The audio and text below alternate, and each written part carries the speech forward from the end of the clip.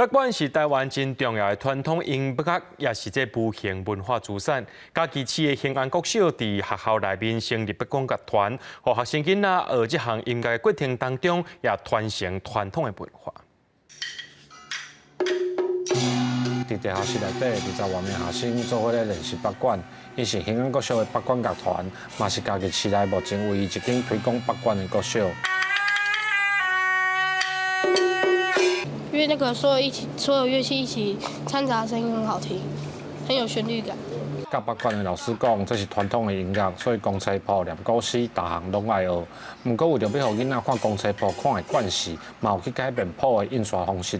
上传统啊，以前老先生安怎甲阮教，阮就安怎落去教这个囡仔。啊，当然阮有教阮的谱有小改过，就是以前的谱是直的，阮才改换的，互因方便因去看这个谱。兴安国小校长讲，甲国外学校交流的时阵，拢想要向外国人来绍介台湾这项传统的音乐文化。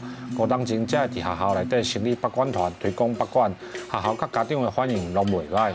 咱要含这个国外的囡仔来做交流的时阵，咱要摕啥物件是咱台湾上传统、上代表咱台湾味的物件，咱的北管戏曲，就是最重要的一件，这个可以交流的文化。这个乐器就是已经快要落后，就是快要被现代的那个乐器取代，所以我就想说来练一下，然后希望以后可以就是有更多人来学这种乐器。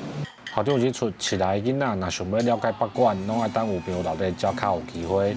即马有专门的课程，就是希望互囡仔会当为细汉就认捌北管所代表的台湾文化。记者李慧婷，嘉义报道。